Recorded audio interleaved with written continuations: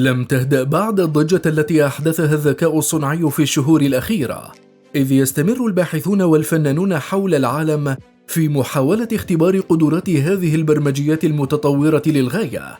وتعد مجلة إنفينيت أوديسي نموذجا آخرا على هذه الاختبارات، ولكن في صورة مجلة أدبية صنعت بالكامل من قبل الذكاء الصنعي. ويعني هذا أن الصور والمقالات المكتوبة وحتى كلمة رئيس التحرير كلها جاءت من الذكاء الصنعي. وفي إكسڤار حظينا بفرصة للتحدث مع فيليب كلاين، وهو المدير الفني البشري لهذه المجلة. الاعتماد على الذكاء الصنعي في إنتاج مجلة إنفينيت أوديسي جاء على شكل استخدام نسخ مخصصة من أدوات الذكاء الصنعي الموجودة والمشهورة حالياً، إذ قام الفريق بتطوير نموذجه الخاص من روبوت تشات جي بي تي، حيث يركز هذا النموذج على قصص الخيال العلمية التي تدور حولها المجلة.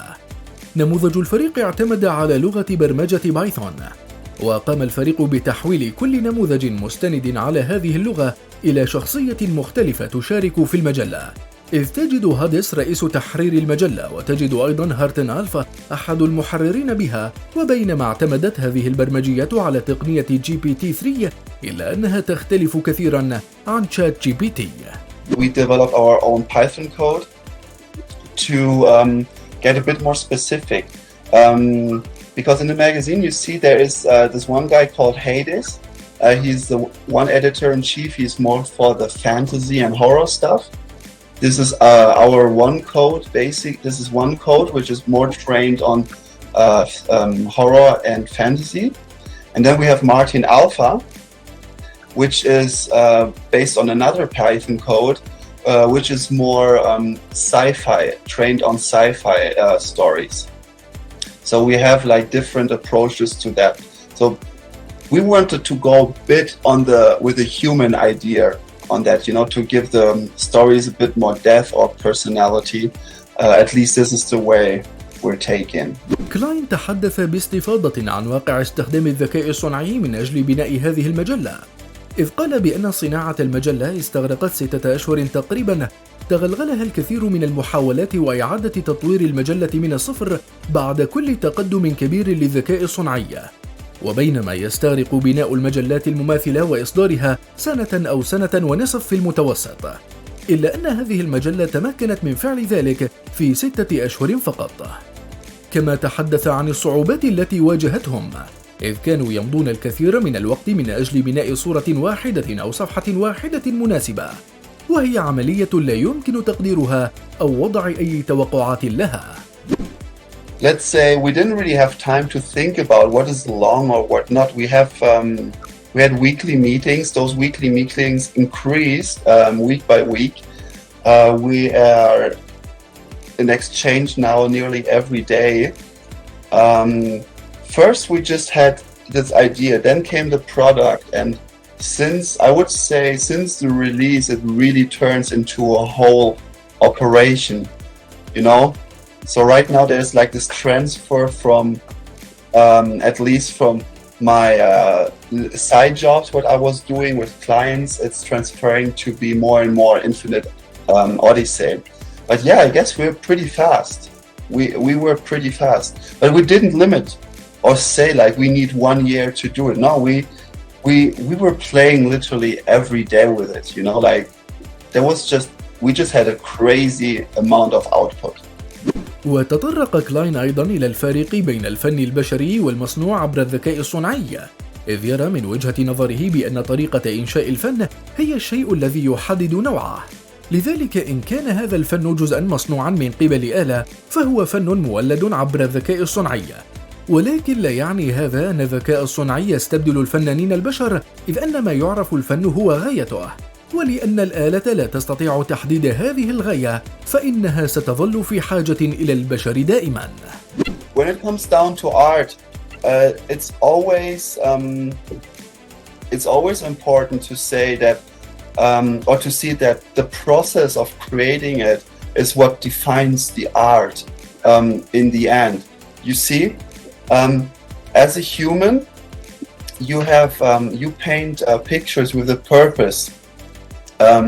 What we do right now is we just type in words basically, and the machine doesn't work with a purpose because it's a machine, because there's nothing human about the machine. So the only purpose we're giving it is when we're typing it. So yes, you could argue you have still people involved, because at the core of AI, I believe, we all in the team believe that there will always be humans, you know? And this is why also AI will not replace any artists or literature in the near future. At least it's going to divide it very clearly in two camps, and what is AI generated and what is human generated. وعند سؤاله عن المتاعب القانونية التي قابلوها بعد استخدامهم لهذا الذكاء الصنعي، أجاب كلاين بأنهم لم يواجهوا أي متاعب بعد، وانتقد من يهاجمون الفن المولد عبر الذكاء الصنعي ويصفونه بأنه فن غير حقيقي، وأرجع هذا الهجوم لكونهم خائفون من سهولة استخدام هذه الأدوات لإنتاج الأعمال الفنية. I mean, right now we're basically using products that are being sold to humans. So it would be illegal if you didn't pay for it. But also I understand the backlash. Of course, you have the typical haters who just say AI art is not art. I think that's bullshit. That comes being an artist myself, having an artistic, like a human artist background myself. I know that this comes mostly out of fear and like a gatekeeping thing, that people, don't want it to be so easy to create art. But then the other thing is the whole legal issue. And I think that's really important that all these things are happening right now, because if it's truly like that artists are not getting compensated, are not getting enough credit for the work, for the data they provided to train the software on. It is important that these lawsuits exist, and we believe all in the team it's a good thing actually that they happen right now, that they happen so early at the beginning, because we're gonna end up with more clarification on all that, and we're gonna know in the future, hey, okay, this is what we can do, this is what we can't do. التطور هو سلو الحياة، لذلك فإن العالم سيتطور مرارا وتكرارا، ومع هذا التطور ستندثر بعض الوظائف وستظهر أخرى، وهناك وظائف ستصبح أسهل كثيرا. وهذا هو الغرض الحقيقي من الذكاء الصنعي، إذ سيعمل الذكاء الصنعي على تسهيل حياة الكثير من العاملين في مختلف الوظائف اليومية. ولكن يظل السؤال: هل نحن مستعدون حقا للاستفادة من الذكاء الصنعي؟